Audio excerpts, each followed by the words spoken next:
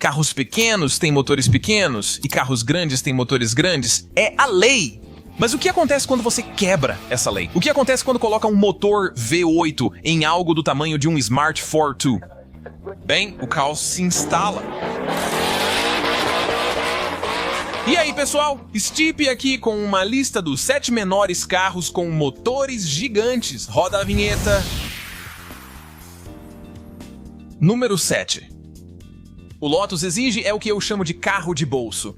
Um carro tão pequeno e leve que não precisa de muita potência para deixar para trás carros muito mais potentes, digamos assim. No começo, o Exige era só um Elise que tinha tomado um Viagra. Mais rígido, suspensão mais firme, chassi reforçado graças ao teto fixo e um pouco mais de potência. Se você me perguntar, isso não é o bastante para ser chamado de novo modelo. Mas, ei, é o que dá para fazer quando o orçamento da Lotus para desenvolver carros novos é de uns $350.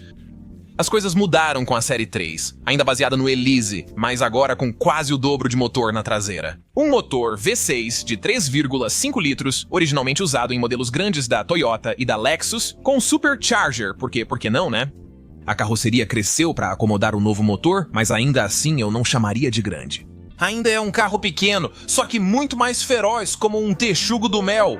Mesmo assim, esse nem é o Exige mais insano. Um cara do Texas, chamado John, conseguiu colocar um V8 de 7 litros com 2 turbos na traseira. Ele chamou o carro de Hennessy Venom GT. Aposto que você já ouviu falar. Foi o carro de rua mais rápido do mundo por um tempo. Mas, como o John não tinha dinheiro para fazer os testes de colisão adequados e legalizá-lo com outro nome, cada Venom GT é oficialmente registrado como um Lotus Elise ou Exige, dependendo do teto. Aposto que você não sabia disso. Número 6. Este é um Honda Civic Type R, um carro compacto com motor de 4 cilindros e 300 cavalos de potência. Ele é rápido. Talvez você se pergunte quão mais rápido ele seria se fosse ainda menor. Bem, tanto assim.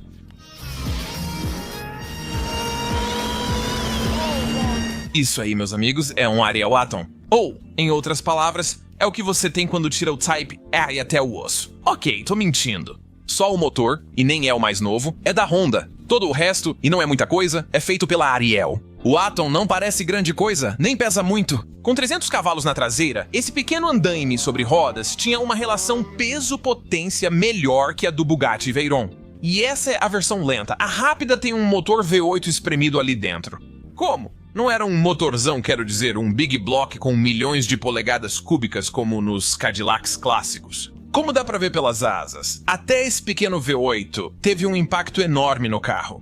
Então, quão pequeno estamos falando aqui? 3 litros. Só isso. Pode não parecer muito, mas considerando o tamanho do carro, 3 litros já é bastante. Curiosidade, esse V8 foi criado unindo 2 motores Hayabusa em formato de V. E se você não sabe o que é uma Hayabusa, é como a McLaren F1 do mundo das motos. É a chefona. E esse Atom tem 2 deles. Olha o que eles precisam fazer para imitar uma fração do nosso poder. Número 5. O Mazda Miata é um carro nota 10 em experiência de direção. Um verdadeiro beijo do chefe. Mas quando se trata de ser visto dirigindo um, é como se você estivesse usando um tutu cor-de-rosa. As pessoas vão perguntar por que você pegou o carro da sua namorada, e se você é gay. O Mercedes SLK não tem esse problema, e é cerca de 5% maior, cabendo adultos também. Além disso, havia uma versão AMG com motor V6 de 3,2 litros Supercharged. Você nunca veria algo tão grande num Miata, mas isso ainda é pequeno perto do V8 de 5,5 litros que a AMG colocou no sucessor. Ela não é linda? É o mesmo motor M113, sem o Supercharger normalmente usado em modelos muitas vezes maiores que o SLK. Mesmo sendo de alumínio, ainda pesava 1 tonelada. O SLK básico nunca foi exatamente ágil, e com o V8 era tão ágil quanto uma bailarina depois de comer um peru inteiro de Natal. Mesmo com a suspensão esportiva AMG e o peso voltado para frente, você vai passar bem devagar nas curvas. Mas quando ele pega uma reta e grita como um cantor de ópera eletrocutado, aí sim. Sabe como é? Trains são basicamente só o motor com uma pequena cabine para o maquinista, e eu digo um cara mesmo, operar. O SLK 55 é assim, ninguém vai achar que você pegou emprestado da sua namorada. Bem, a menos que ela se chame Big Mike, é número 4. É difícil acreditar, mas nas décadas de 1960 e 1970, a gente não fazia só iates sobre rodas, também fazíamos carros pequenos. Bem pequenos mesmo, dá uma olhada neste AMC AMX, por exemplo. É minúsculo, foi o que ela disse. Visto de lado, parece que alguém cortou uns 25 centímetros do meio e simplesmente soldou a frente e a traseira juntas. É atarracado e parece que se frear de repente o carro vai tombar para frente com o nariz no chão. Olha o entre-eixos, só 2,46 metros, menor que o Geometro. O Corolla dos anos 80, ou até o irmão subcompacto dele, o AMC Pacer, eram maiores, principalmente pelo motor que o AMX escondia. Você podia escolher entre 4 motores V8 diferentes, um pequeno de 4,9 litros, outro de 5,6, um de 5,9 e o grandalhão de 6,4 litros. Mas isso não é maior do que o carro inteiro? Quem diria? Ainda assim é totalmente exagerado, como armar uma ratoeira com dinamite. A versão SS mais rápida tinha, oficialmente, cerca de 340 cavalos de potência, mas segundo a NHRA, o número real era próximo de 420. Isso, num carro do tamanho do sapato do Shaquille O'Neal, deu um resultado meio insano. Antes de irem às lojas, como parte do marketing, 2 AMX modificados foram levados ao limite e quebraram 106 recordes de velocidade e resistência. 106 no total. Nada mal para o mini-eu do mundo dos muscle cars. Número 3. No papel, o Alfa Romeo 147 GTA já era absurdo. Um hatch italiano com tração dianteira e o lendário motor Busso V6 de 3,2 litros sob o capô. Era um motor monstruoso em um pacote pequeno. Mas aí um grupo maluco de preparadores da Autodelta olhou para ele e disse: legal, mas e se tivesse ainda mais motor? Acho que devo explicar. A Autodelta é para a Alfa Romeo o que a Alpina é, ou era, para a BMW. Não é a preparadora oficial, mas uma especialista para quem quer mais. Eles aumentaram o motor Busso para 3,7 litros, colocaram novos componentes, um supercharger e elevaram a potência para 415 cavalos.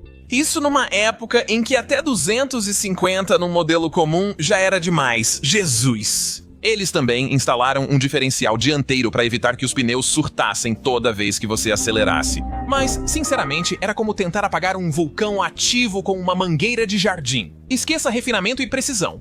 Dirigir o Autodelta era puro caos. O volante se contorcendo nas mãos, os pneus dianteiros pedindo socorro e o motor gritando até perder o fôlego. Você sabe como a gente se sente mais vivo quando está a centímetros da morte? Pois é, esse carro vai fazer você crescer o cordão umbilical de novo. E ainda um peito peludo e uma terceira bola no saco. Resumindo, o Autodelta 147 é sensacional.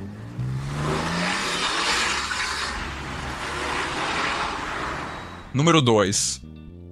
Achei que poderia citar alguns exemplos insanos que nunca foram feitos em massa, mas ainda assim são incríveis. Então, vamos lá. O Nissan Juke R é basicamente um GT-R encolhido com a carroceria do Juke. Depois de uma demanda inesperada, eles produziram e venderam 5 unidades da versão 2.0, além do protótipo inicial.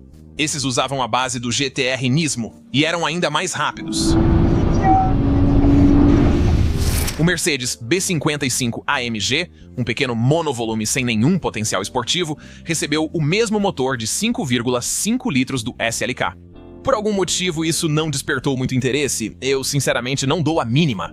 Lotus Elise GT1 é a versão de homologação para a rua do Elise Le Mans Racer. Ele tem um motor V8 do Esprit, o que é bom, mas não tão bom quanto o V8 do Corvette ou o V10 do Viper usados nas versões de corrida.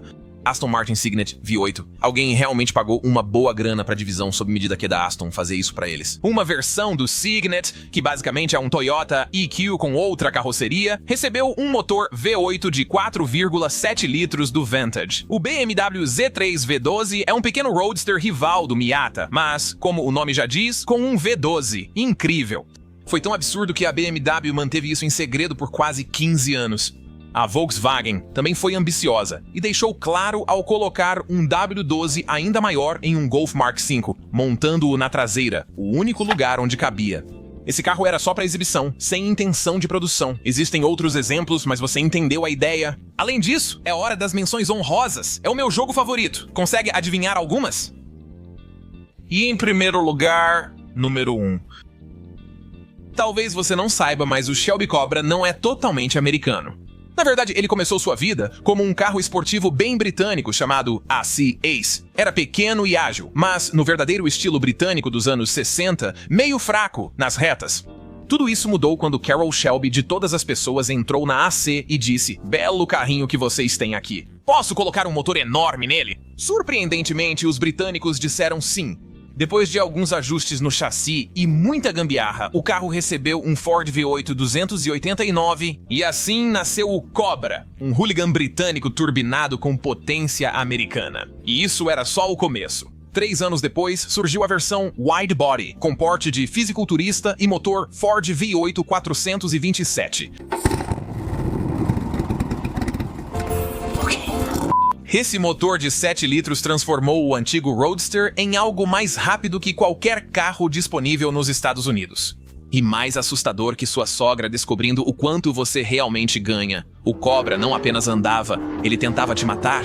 Era brutal, barulhento e ridiculamente potente. E ainda assim, não estava em sua forma final. O Cobra pessoal de Carroll era o Super Snake, também conhecido como o Cobra para acabar com todos os Cobras. Ele tinha uma carroceria totalmente de alumínio e 2 superchargers, elevando o 427 para 800 cavalos, mas sem cintos de segurança. Apenas 2 foram feitos. Um deles acabou em um acidente fatal. Então, para quem tem o segundo, sugiro começar a preparar o testamento o quanto antes.